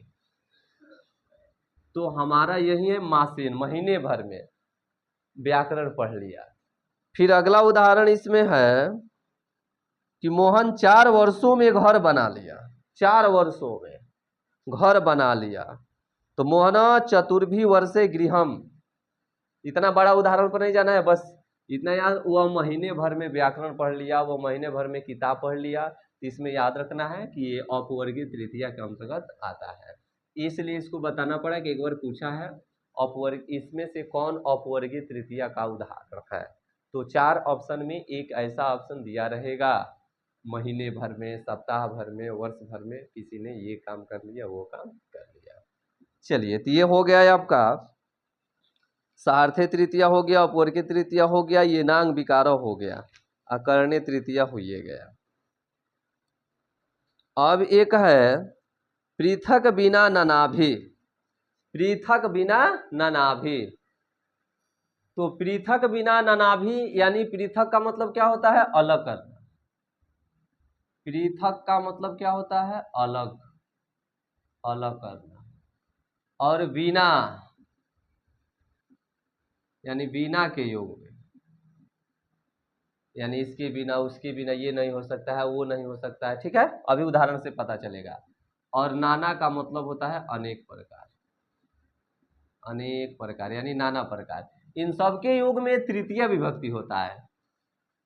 तो इसको हम लोग बोल सकते हैं पृथक बिना ननाभि द्वितीया तृतीया पंचमी च, यानी इसमें द्वितीय विभक्ति का भी हम लोग प्रयोग कर सकते हैं, तृतीया का भी प्रयोग कर सकते हैं और पंचमी का भी प्रयोग कर सकते हैं। जैसे हम कर्म कारक पढ़ाए थे अभी इसके जस्ट 15-20 मिनट पहले, तो हम बताए थे कि बिना के अर्थ में आ जाए तो दूसरा, तीसरा और पांचवा तीनों का प्रयोग करते हैं। जैसे यहाँ है, वह पुस्तक के बिना नहीं पढ़ता है, वह पुस्तक के बिना नहीं पढ़ता है, वह पुस्तक के बिना नहीं पढ़ता है। तो क्या बताएंगे, सह माने वह पुस्तक के बिना। तो इसमें क्या बताएंगे, बिना के योग में क्या, दूसरा, तीसरा, पांचवा दोनों। तो पुस्तकम या पुस्तकेन या पुस्तकेन या पुस्तकात्। सह पुस्तकम बिना न पठति, तो ये दूसरा विभक्ति में हो गया। सह पुस्तकेन बिना न पढ़ती, तीसरा विभक्ति में हो गया। सह पुस्तकात बिना न पढ़ते, ये पंचमी विभक्ति में हो गया। तो दूसरा विभक्ति का भी प्रयोग कर सकते हैं और पांचवा विभक्ति का भी हम लोग प्रयोग कर सकते हैं। तो इसको बोलते हैं पृथक बिना नानाभि द्वितीय तृतीय पंचमी चार। ठीक है, अब इसको हम लोग छोड़ते हैं क्योंकि और भी बहुत सारा सूत्र है, और सूत्र में चलेंगे तो एक आता है इततम भूत लक्षणम। इततम भूत लक्षणम यानी जो किसी चिन्ह से जाना या पहचाना जाए, किसी लक्षण से कोई जाना या पहचाना जाए, तो उसमें भी तीसरा विभक्ति का प्रयोग होता है। जैसे उदाहरण देख लेंगे, वह जटा से तपस्वी मालूम पड़ता है, वह जटाओं से तपस्वी मालूम पड़ता है। तो जटाओं से तपस्वी मालूम पड़ता है, तो तपस्वी होने का प्रमाण क्या है, जटा है। जटा से इतथम भूत लक्षण यानी कोई ना कोई चिन्ह है जिससे वो पहचान में आ रहा है, तो हम सह तृतीया बनाएंगे तो जटाभि, स जटाभि, ई आपका जटा जो है इसका अलग रूप पर चलता है, ठीक है ना। तो स जटाभि तपस्वी प्रतिभाति। देखिए बनाया है कि सह जटाभि तापस, आप प्रतिभात लिख सकते हैं, इसमें केवल लिखा है सह जटाभि तापस, सह जटाभि तापस, तापस, यानी वह जटाओं से तपस्वी मालूम पड़ता है, ये वो भी गलत नहीं है। सह जटाभि तपस्वी प्रतिभाति, प्रतिभात माने भी मालूम पड़ता है। वह किताब से विद्यार्थी मालूम पड़ता है, विद्यार्थी मालूम पड़ता है। तो लिख सकते हैं स पुस्तकेन छात्र प्रतिभाति, स पुस्तकेन छात्र प्रतिभाति, यानी वह किताब से छात्र मालूम पड़ता है, विद्यार्थी। मोहन आचरण से चोर मालूम पड़ता है। तो चोर मालूम होने का कुछ ना कुछ चिन्ह है ना, इत्थम भूत लक्षण, यानी कुछ ना कुछ चिन्ह है। तो आचरण, तो मोहना आचरणेन चौर प्रतिभात, ठीक है ना। तो ये अब लोग हो गया आपका कितना तक, करण कारक हो गया। अब हम लोग चौथा में चलते हैं, तब तक आप लोग नोट कर लेंगे। देखिए संप्रदान कारक यानी चतुर्थी विभक्ति का प्रयोग अब हम लोग करेंगे, यानी अब इसमें हम लोग प्रवेश करेंगे। ये हमारा हो गया, ये हो गया, ये हो गया, चतुर्थी विभक्ति में चलते हैं। संप्रदान कारक यानी चतुर्थी विभक्ति। संप्रदान कारक किसे कहते हैं, तो जिसे कुछ दिया जाए या जिसके लिए कोई कार्य किया जाए, जिसको कुछ दिया जाए या जिसके लिए कुछ कार्य किया जाए, उसे हम बोलेंगे संप्रदान कारक। इसमें कौन सी विभक्ति लगती है, तो चतुर्थी विभक्ति लगती है।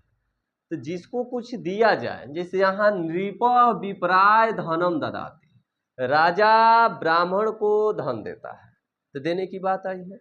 तो राजा धन देता है, किसको देता है, तो विप्राय यानी ब्राह्मण को देता है, किसको देता है, तो ब्राह्मण को देता है। तो इसमें चतुर्थी विभक्ति लगा है, विप्राय बालकाय आ रहा है।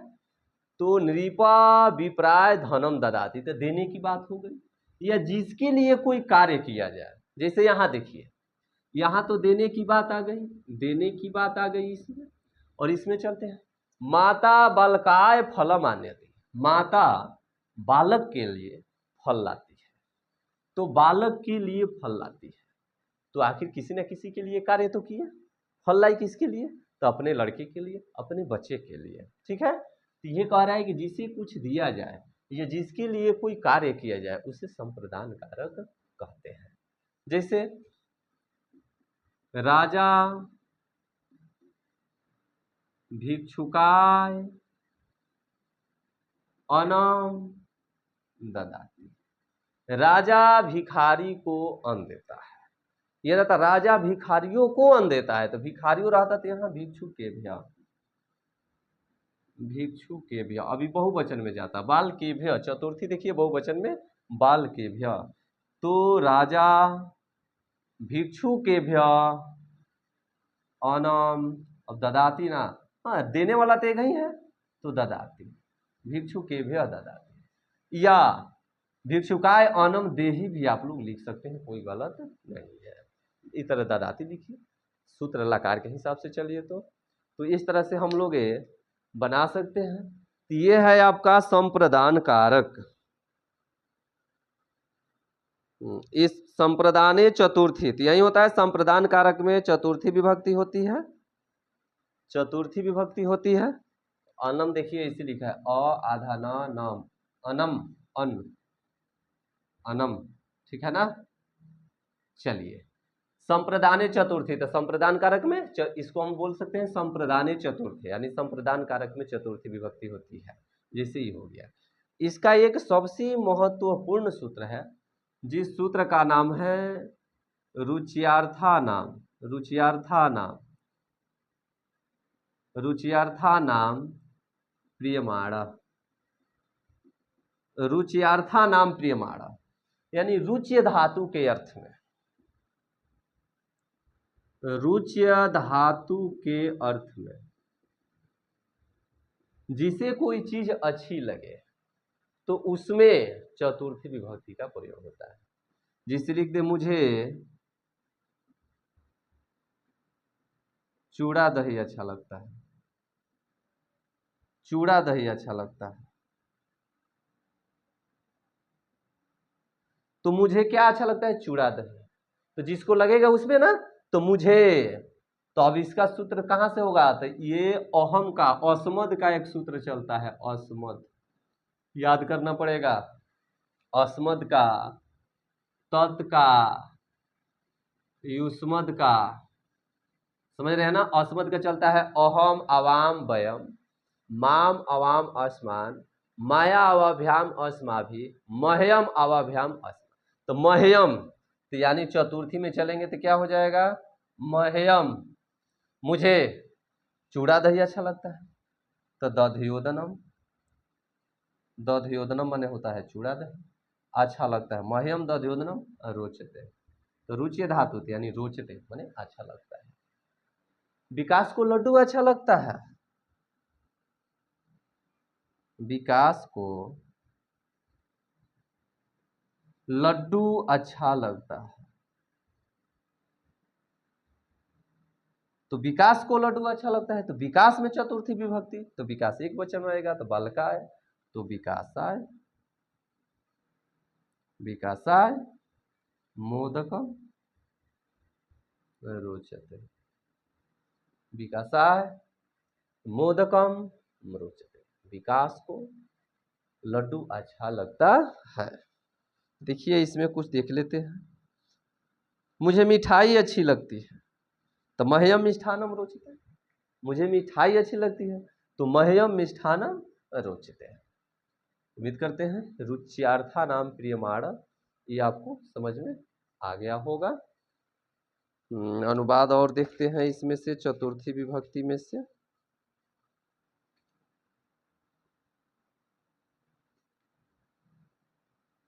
ना हो गया सब, इसमें जो दिया है वो हम लोग कर लिए। ये सब क्वेश्चन बैंक के आधार पर है इसमें। हाँ, एक और इसमें दिया है सूत्र, नमस्कार वाला। जैसे श्री गणेश को नमस्कार है तो क्या बनाइएगा? श्री गणेशाय नमः। सूत्र होता है नमः स्वस्ति स्वाहा स्वधा अलम वसठ योगाश्च, यानी नमः माने नमस्कार करना, स्वस्ति नमः स्वाहा, तो ये ज्यादा इसको हम लोग ना देखेंगे, इसमें से कुछ ज्यादा आता है नहीं, ठीक है? तो ये नमः स्वस्ति स्वाहा स्वधा वाला छोड़ देते हैं ना, बस इतना याद रखेंगे। गणेश, श्री गणेश को नमस्कार है तो श्री गणेशाय नमः, यह एक प्रचलित है, अन्यथा नमः स्वस्ति स्वाहा स्वधा से क्वेश्चन नहीं पूछता है। चलते हैं अब हम लोग पांचवा में चलते हैं, क्योंकि पूरा करेंगे तो बहुत ज्यादा समय लगेगा। जो मेन मेन है उसी को हम लोग देखते हैं। अब हम लोग आपादान कारक में चलते हैं, तो देखेंगे आपादान कारक यानी पंचमी विभक्ति। परिभाषा पहले हम लोग देख लेते हैं। तो जब किसी स्थान विशेष से कोई व्यक्ति या वस्तु अलग होती है तो स्थिर वस्तु आपादान कारक कहलाता है। ध्यान देंगे, स्थिर वस्तु आपादान कारक कहलाता है। इसे हम ध्रुवम पायो आपादान भी बोल सकते हैं, ध्रुवम पायो आपादान, ध्रुवम पायो, संस्कृत में बोले तो ध्रुवम पायो आपादान। तो ध्रुवम पायो आपादानम का मतलब होता है कि जब किसी स्थान विशेष से कोई व्यक्ति या वस्तु अलग हो तो जो स्थिर होगा उसको आपादान कारक कहेंगे। जैसे राम ग्रामात गृहम आगच्छति, राम गांव से घर आता है, राम गांव से घर आता है, तो कौन इसमें स्थिर है? तो गांव, गांव स्थिर है उसका, तो गांव में आपका पंचमी विभक्ति, राम ग्रामात गृहम आगच्छति, राम गांव से घर आता है। ठीक है, फिर इसके बाद आपादाने पंचमी में यदि चलेंगे, एक सूत्र होता है आपादाने पंचमी, आपादाने पंचमी यानी आपादान कारक में पंचमी विभक्ति होती है। सामान्य तौर पर एक और हम लोग परिभाषा याद रखते हैं, जहां से कोई वस्तु अलग हो या उत्पन्न हो उसे हम बोलते हैं आपादान कारक। जैसे आपादान, जैसे पेड़ से पत्ते गिरते हैं, पेड़ से पत्ते गिरते हैं,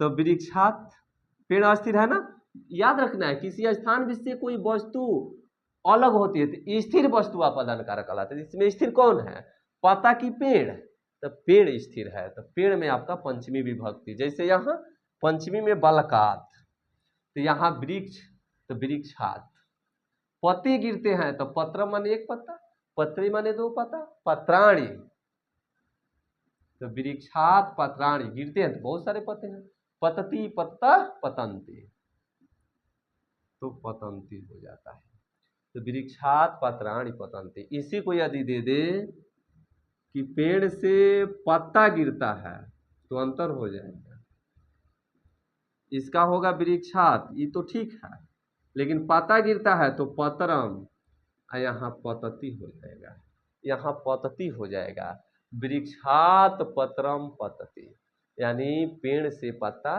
गिरता है। ठीक है, ये आपादान पंचमी में आ जाता है, ये ध्रुवम पाय आपादान में आ जाता है, सब तो पंचमी विभक्ति का ही है। सूत्र तो बहुत कम, अनुवाद ही आपको मुख्य रूप से समझना है। अब सूत्र एक देखेंगे तो भुवा प्रभवस्य, एक सूत्र है भुवा प्रभवस्य, भू धातु के योग में जहां से किसी की उत्पत्ति हो उसमें पंचमी विभक्ति होती है। भू का मतलब निकलने के अर्थ में है, जैसे यहाँ गंगा हिमालय से निकलती है, लीजिए लगभग सब हम लोग पढ़िए ले रहे हैं, बहुत कम छूट रहा है, ना के बराबर। भुवा प्रभवस्य यानी निकलने के अर्थ में, जहां से कोई वस्तु निकलता है अलग होता है तो उसमें पंचमी, जैसे गंगा हिमालय से निकलती है तो गंगा हिमालयात प्रभवती या निर्गच्छति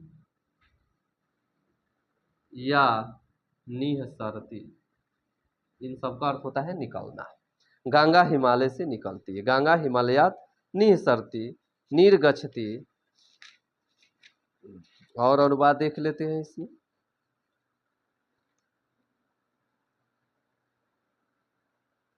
चलिए सब हो गया। अब एक सूत्र है बहिर्योगे पंचमी, बहिर्योगे, जैसे यहाँ बाहर बाहर का चिन्ह दिखा रहा है ना कि गांव से घर आता है, बहिर्योग में भी पंचमी विभक्ति होती है, तो वो गांव से बाहर जाता है, जैसे हम लिख दे कि वह गांव से बाहर जाता है, वह गांव से बाहर जाता है, बहिर्योग दिखा रहा है, तो गांव से बाहर जाता है तो गांव में ना लगेगा पंचमी विभक्ति क्योंकि गांव स्थिर है, तो सह ग्रामात, गांव से बाहर जाता है, ग्रामात बहिः गच्छति, कहाँ है जी, हाँ बहिः गच्छति, ठीक है। एक इसमें और इंपॉर्टेंट सूत्र है, उसको आप लोग देख लेंगे और आपका ये भी खत्म हो जाएगा, पांचवा भी। अब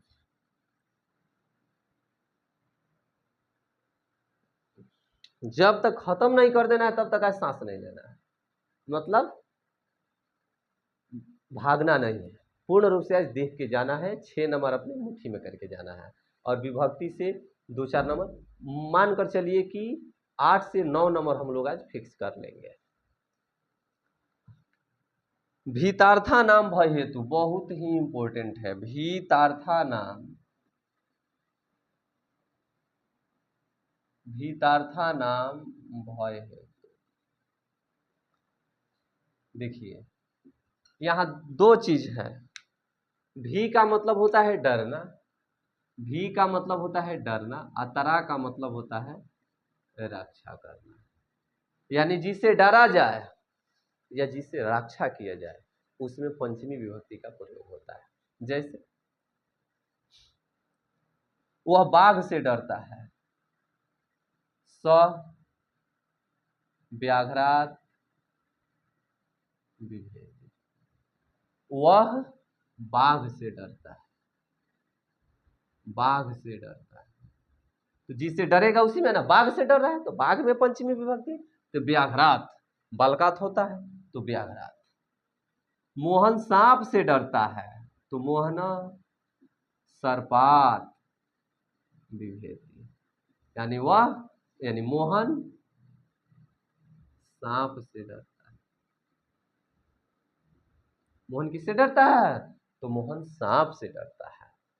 हो गया। ठीक उसी तरह राक्षा ओला पर एक देख लेते हैं।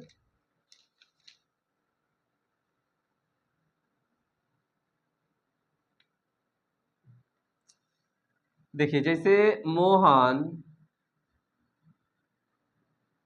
सोहन को चोर से बचाता है, ठीक है। जैसे एक है, तो डरने वाला तो हो गया, वह सांप से डरता है, वह बाघ से डरता है। अब रक्षा वाला पर एक देख लीजिए, मोहन सोहन को चोर से बचाता है, तो रक्षा तो कर रहा है ना। मोहन सोहन को किससे बचा रहा है? तो चोर से। तो जिससे डरा जाए उसमें पंचमी विभक्ति है, जिससे बचाया जाए तो चोर से बचाया जा रहा है, तो चोर में पंचमी विभक्ति। तो बनाइए, तो मोहना सोहनम, यानी सोहन का काम सोहनम द्वितीय विभक्ति, मोहना सोहनम चोर से, तो चौरात अब बचाता है, यानी त्रायत। मोहन सोहन को चोर से बचाता है, तो इसको हम बोलेंगे भीतार्था नाम भय हेतु। अब इस पर तो कोई चीज है नहीं।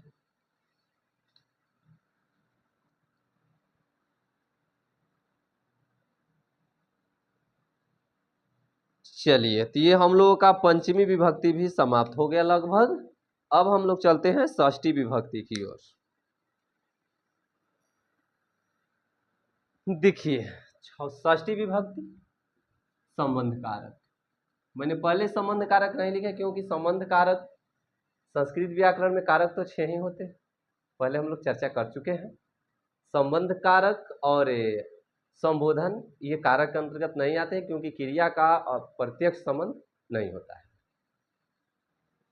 तो षष्ठी विभक्ति यानी संबंध कारक, संबंध कारक में षष्ठी विभक्ति होती है, इसमें किसी के साथ संबंध दिखाया जाता है। जैसे इदम रामस्य पुस्तकम अस्ति, यह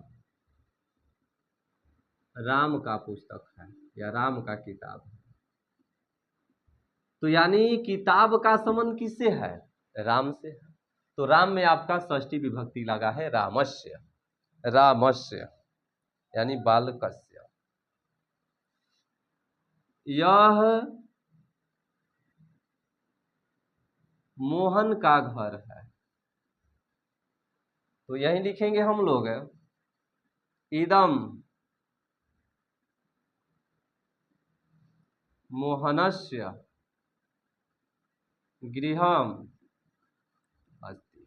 यहां ध्यान देंगे, इदम माने भी यह होता है, इदम माने भी यह होता है, इयम माने भी यह होता है, अयम माने भी यह होता है। इदम माने होता है, इन नपुंसक लिंग का बोध कराता है, निर्जीव चीज का। इयम माने यह स्त्रीलिंग का बोध कराता है, और अयम माने यह पुल्लिंग का बोध कराता है, ठीक है ना। तो यहां यह आया है घर के लिए, यह मोहन का घर है, यानी यह घर मोहन का है। अब मोहन के लिए यह नहीं आया है, समझिएगा। यहां यदि मोहन के लिए होता है यह मोहन का, यह मोहन का घर है, नहीं, यह घर मोहन का है, नहीं तो यह मोहन घर है, ऐसा संदेश नहीं हो सकता। यह जो है घर के लिए है, घर आपका नपुंसक लिंग है, इसलिए इदम लगा है। इदम गृहम मोहनस्य अस्ति, इदम रामस्य पुस्तकम अस्ति, या इदम पुस्तकम रामस्य अस्ति, ठीक है ना। अब यही रहता यह राम है, तब आप अयम राम अस्ति। यह सीता है तो इयम सीता अस्ति, यह फल है तो इदम फलम अस्ति। समझ रहे हैं ना, तो इस चीज को ध्यान में रखेंगे।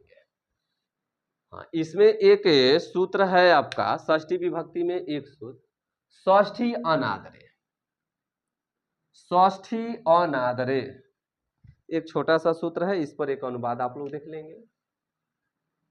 षष्ठी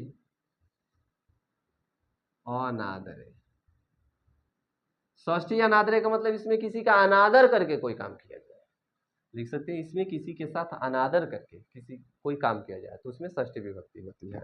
जैसे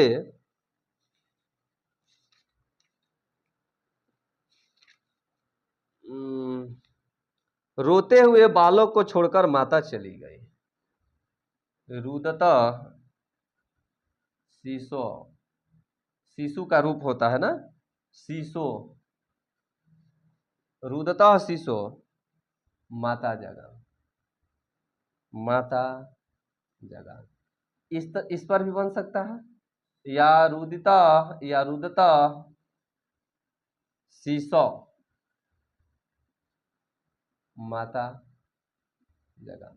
इस दोनों का अर्थ एक ही है कि रोते हुए बालक को छोड़कर, रोते हुए बालक को छोड़कर माता चली गई। यानी कोई काम करने गई लेकिन बच्चे का अनादर तो हुआ ना जी, रोते हुए बालक को छोड़कर माँ जा रही है।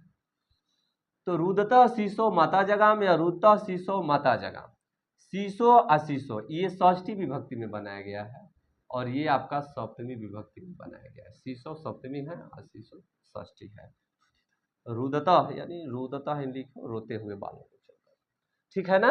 हाँ तो याद रखेंगे, षष्ठी विभक्ति में भी बना सकते हैं, सप्तमी विभक्ति में भी बना सकते हैं।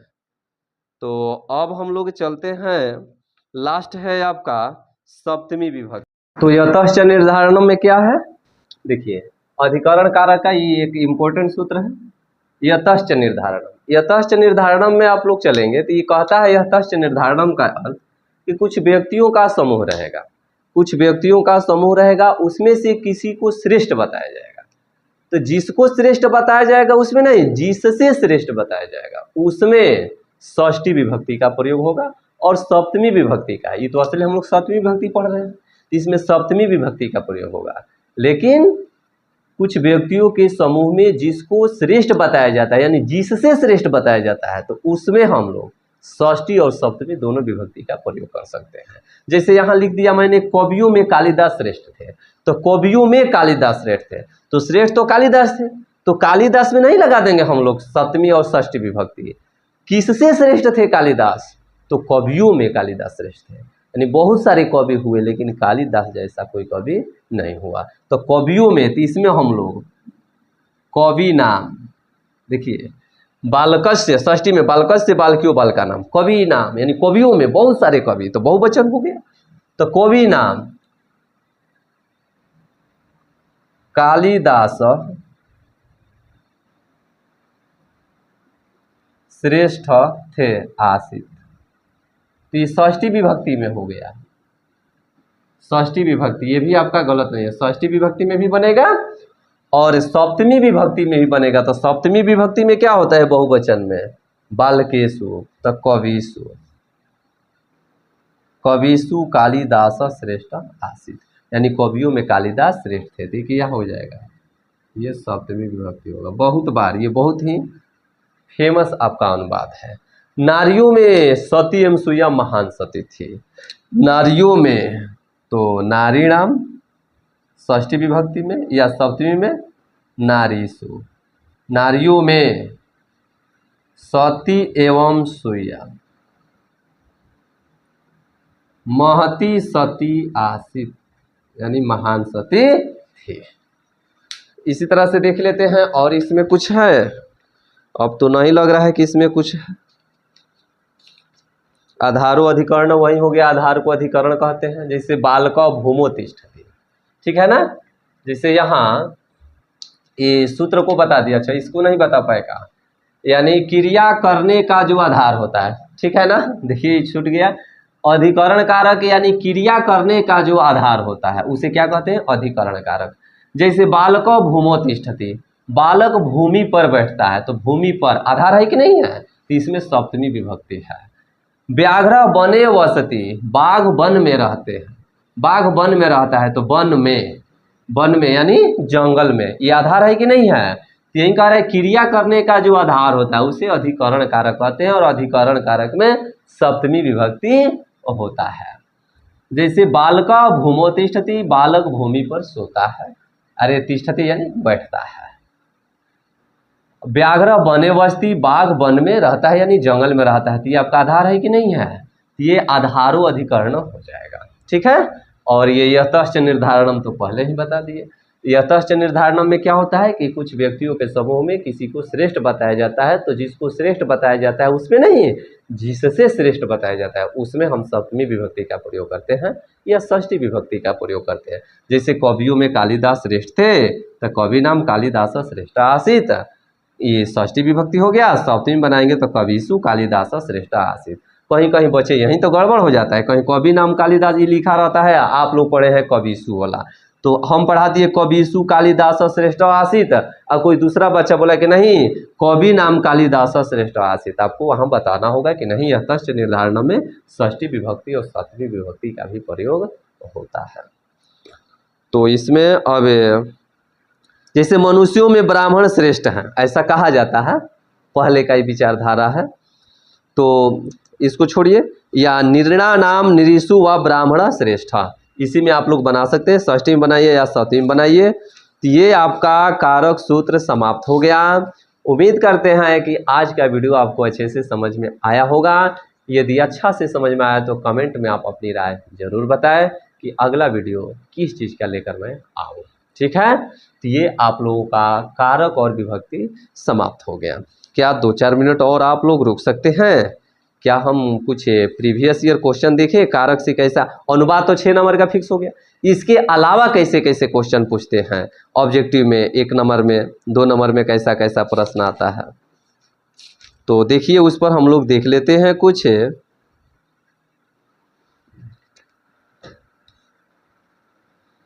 कारक और विभक्ति पर कुछ देख ही लेते हैं हम लोग, और 2-4 मिनट।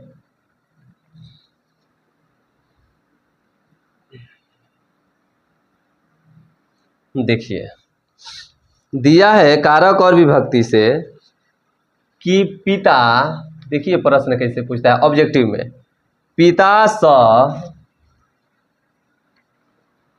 पितरा सह पितरा सह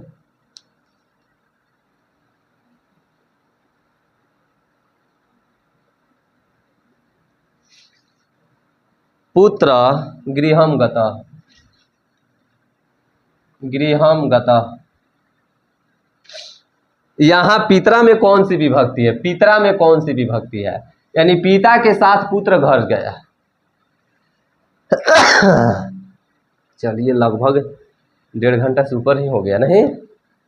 चलिए पितरा सह पुत्र गृहम गता, यानी पिता के साथ पुत्र घर गया। तो यहाँ पितरा में लिखा है, यहाँ पितरा में कौन सी विभक्ति है? ऑप्शन दिया है प्रथमा, द्वितीय, तृतीया, चतुर्थी। तो क्या होगा इसका उत्तर? ये 2017 में पूछा हुआ प्रश्न है। तो पितरा में आपका तृतीया विभक्ति है।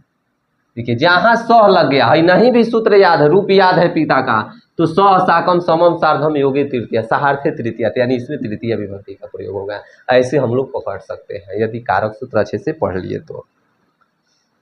दे दिया लताय, ये कौन सा विभक्ति है? तो लाता का सूत्र पढ़ेंगे, लाता का शब्द रूप पढ़ेंगे, लता लते लता, लताम लते लता, लतया लताभ्याम लता, लते यानी चतुर्थी में आएगा, चतुर्थी में आएगा आपका। तो इस तरह से आप लोग लाता का, साधु का, बालक का, बालक का तो यहाँ लिखिए दिए हैं, और फल का, ये 4 सूत्र तो यानी 4 शब्द रूप, इस सूत्र है एक तरह से शब्द रूप का। इन सभी शब्द रूपों को एकदम यहाँ पर रखिए ताकि पूछे हड़ाक मन ही मन में पढ़कर हम बता दें। देखिए लिखा है अगला क्वेश्चन, पुत्रेण सह रामः ग्रामम गच्छति। इस वाक्य में पुत्रेण पद में कौन सी विभक्ति है? पुत्रेण में, तो पुत्रेण सह आ गया तो तृतीय न होगा, तृतीय विभक्ति, सहार्थे तृतीय, यानी पुत्र के साथ राम गांव गया, गांव जाता है। इदम नदी क्रोशम कुटिलाय अस्ति, कुटिला अस्ति। देखिए सब अनुवाद है। यह नदी कोस भर टेढ़ी मेढ़ी है। तो इसमें पूछ रहा है क्रोशम में कौन सी विभक्ति है, तो क्रोशम में कौन सी विभक्ति है बताएंगे तो द्वितीया है, द्वितीया है, द्वितीया है। क्रोशम द्वितीय विभक्ति है, नहीं भी याद रहेगा तो क्रोशम। ये इसीलिए तो बोल रहे हैं शब्द रूप भी कुछ याद रखेंगे तो तुरंत पकड़ में आएगा। कारक सूत्र कुछ बोल रहे हैं शब्द रूप है तो उसे भी पकड़ लेंगे, शब्द रूप ना याद है कारक सूत्र सब याद है तो उसे भी पकड़ लेंगे। अगला है आप लोग अच्छे से इसको देख लेंगे, प्रैक्टिस कर लेंगे, सभी अनुवाद को एक जगह कॉपी पर नोट कर लेंगे, फिर उसको अपने एक बार फिर से बनाएंगे। देखिए जैसे लिखा है मोहना व्याघ्रात बिभेति, यानी मोहन बाघ से डरता है। लिखा है व्याघ्रात में कौन सी विभक्ति है, तो अभी तो हम लोग पढ़े हैं पंचमी विभक्ति है। भीतार्था नाम भय हेतु, डरने के अर्थ में पंचमी विभक्ति होता है। तो इस तरह से हम लोग इस तरह से क्वेश्चन आपको मिलेगा ऑब्जेक्टिव में, और अनुवाद तो 6 नंबर का फिक्स है। तो चलिए ऑलरेडी हम लोग का कारक और विभक्ति पूर्ण रूप से समाप्त हो चुका है। तो अब आप लोग कमेंट में बताएं कि ये आज का टॉपिक आपको कैसा लगा। यदि अच्छा लगा तो वीडियो को लाइक, शेयर और सब्सक्राइब करना न भूलें। ठीक है, थैंक यू।